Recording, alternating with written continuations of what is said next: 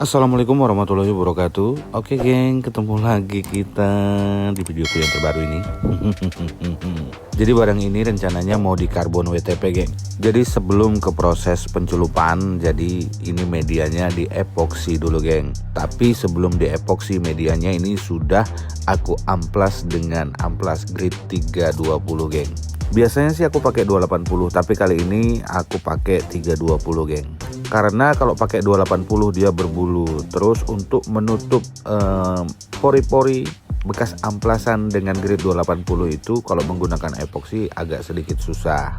Jadi di sini aku menggunakan grade 320 tujuannya untuk menghindari indikasi itu tadi geng, yang susah kita nutupnya saat kita melakukan proses epoksi. Dan jangan lupa setelah media diamplas jangan langsung naik epoksi karena ini adalah plastik PP, jadi kalian wajib menggunakan cairan plastik primer sebelum kalian melakukan proses epoksi di atas media ini geng. Karena cairan plastik primer itu berfungsi untuk mengikat epoksi agar melekat kuat di permukaan media ini. Jangan sampai enggak ya, nanti umurnya bisa pendek. Setelah nanti epoksi ini kering, kalian cukup berikan bias-bias warna hitam di atas media epoksi yang sudah kering ini geng. Itu sebagai tanda saat kalian melakukan pengamplasan.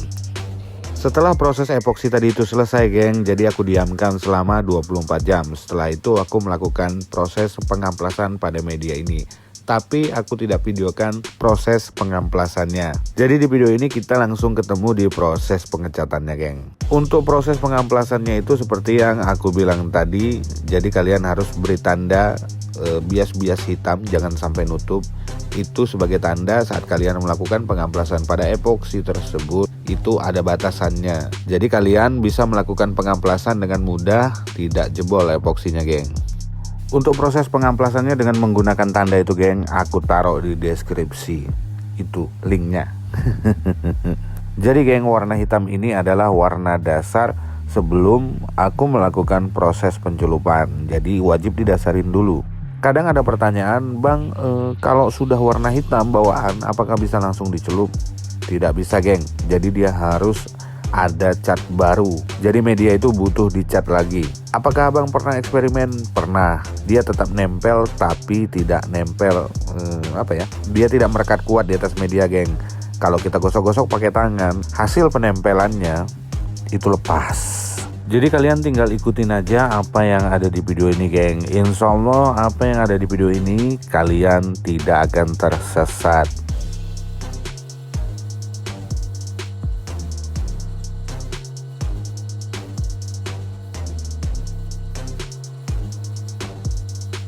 Untuk langkah selanjutnya sebelum kalian melakukan proses pencelupan, jadi media yang sudah dicat ini kalian periksa dulu apakah ada kotoran-kotoran spray gun yang menempel di media. Kalau ada maka lakukanlah pengamplasan dengan amplas grade 1000 boleh, 1200 boleh, 1500 boleh, pokoknya amplas yang halus lah.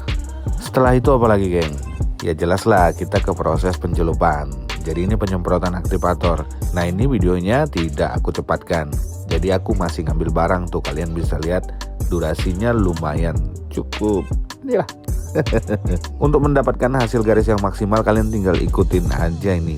Ini barang yang enak sekali. Jadi kalau kalian nyelupnya tuh sama seperti ada yang di video ini, maka kalian akan menghasilkan garis yang lumayan lurus.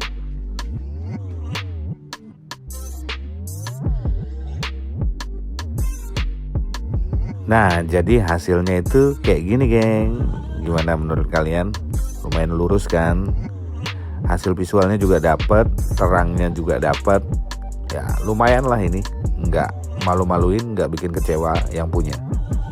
Oke lanjut lagi ke pencelupan yang selanjutnya. Dan jangan lupa aktivator harus disemprotkan, karena kalau aktivator tidak disemprotkan ya sama aja kalian nyelup di atas kertas kresek.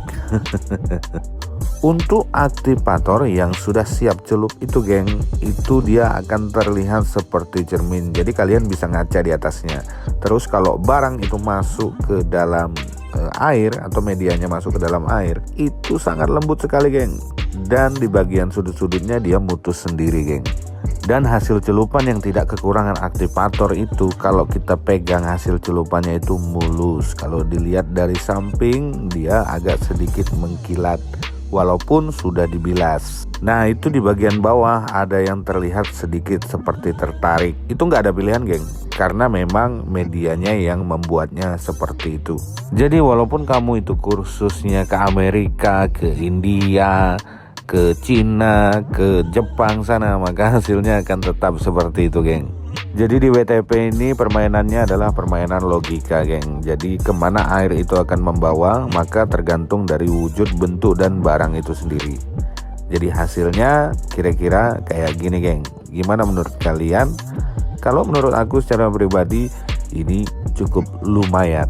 Karena aku nggak berani bilang bagus, nanti dibilang songong.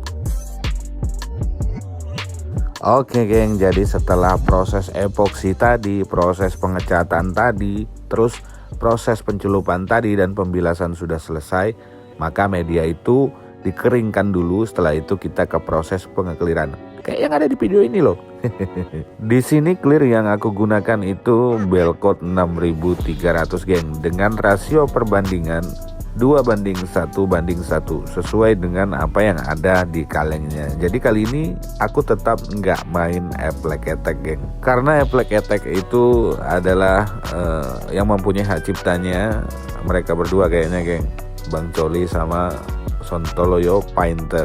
Ya boleh-boleh saja sewaktu-waktu kan akan aku gunakan, tergantung barang dan situasi dan kondisinya geng. Untuk nge-clear barang-barang yang kecil-kecil seperti ini geng, biasanya aku gunakan spray gun kecil seperti seperti Magic R3G yang nozzle-nya tuh 0,6, 0,5, itu yang biasa aku gunakan. Tapi karena berhubung barang tersebut udah rusak, jadi aku gunain spray gun yang ada aja. Jadi ini aku gunakan adalah spray gun Kentaro yang tipenya F100, nozzle-nya 1,5. Jadi ini masih pelan-pelan beradaptasi. Tapi sebenarnya kenapa nggak beli lagi Bang Magic R3 nya? Karena aku tertarik dengan Magic Fine Spot yang kecil, harganya 2 juta lebih, hampir 3 juta. Jadi mending aku nabung buat beli yang itu aja. Oke geng, karena keasikan ngomong jadi nggak kerasa kita sudah ada di proses lapisan clear yang kedua geng. Jadi di sini aku jadikan clearnya itu dari lapis pertama ke lapis kedua itu sekitar 15 menitan. Jadi di lapis pertama tadi aku lapisi dengan lapisan tipis-tipis tapi langsung mengkilat.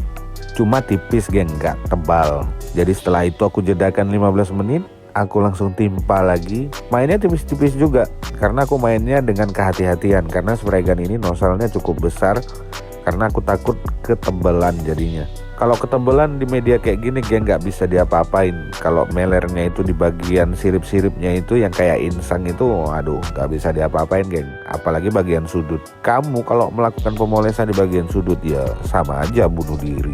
Sedikit informasi ya geng yang ingin aku berikan kepada kalian. Kalau kalian gunakan clear Belcoat 6300 ini, usahakan jangan terlalu tebal, karena kalau terlalu tebal itu bisa menyebabkan bintik merata geng atau popping. Dan satu lagi, kalau ketebalan dan menghasilkan clear yang meleleh geng, maka di bagian lelehan tersebut akan menjadi buih-buih gitu geng, kayak ada gelembung-gelembung di dalamnya.